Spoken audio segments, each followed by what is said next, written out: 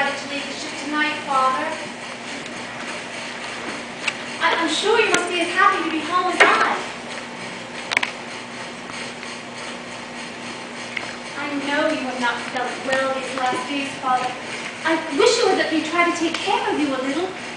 I almost had the feeling that you did not want me by you. It is distressing being ill away from home. You will be content now that we are back.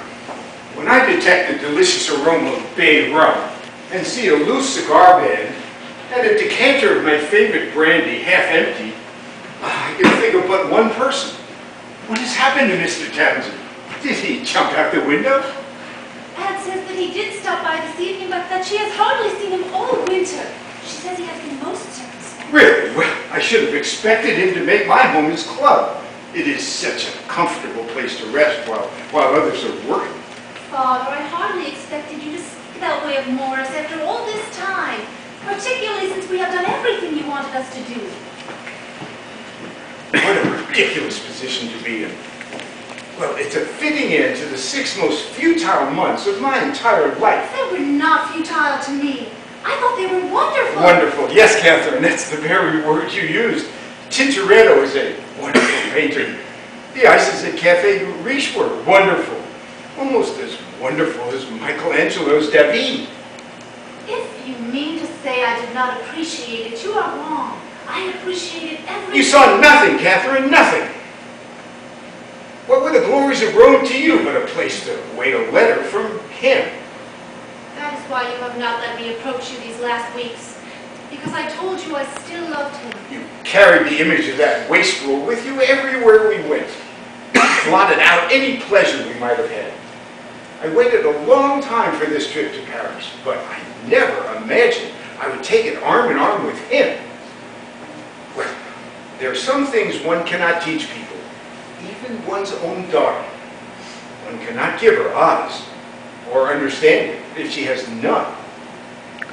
But I have eyes, and I have understanding, Father. You were not thinking of me in Paris. You were with my mother. I wish I had been. Our trip has not changed you. Nor you, nor Mr. Townsend. I suppose you'll be running off with him now any time. Yes, if you will have me. Catherine, have you? I have done Mr. Townsend a great service. He ought to be mighty thankful to me for taking you abroad. Why, 6 months ago you were a little limited, perhaps a trifle rusty. But now, Catherine, you have everything. You understand everything, and you have appreciated everything.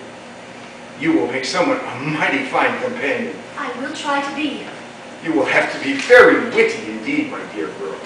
Your gaiety and your brilliance will have to overcome the difference between the 10,000 a year that you shall have and the 30,000 that he expects. He does not love me for that. No. For what then, Catherine? Your beauty, your charm, your grace, your quick tongue, and your subtle wit. He admires me. Catherine, I've been reasonable with you. I've tried not to be unkind. But now, Catherine, it is time for you to know the truth. Just how many women and girls in this town do you suppose he's had? He finds me pleasing. Yes, I'm sure he does. 100 are prettier and 1,000 more clever. But you, my dear girl, you have one virtue that outshines them all. What? What is that? Your money!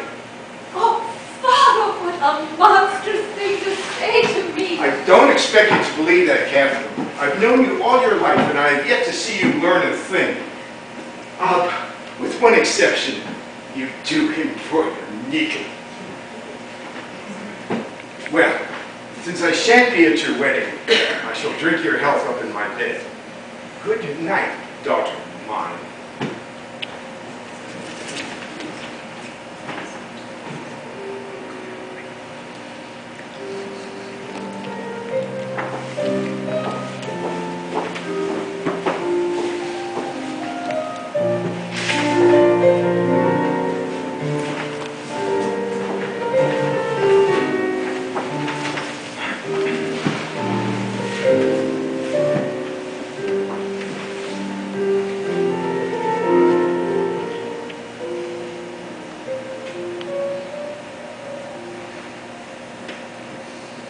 Catherine, will you sit with me for a minute, please? If you wish it.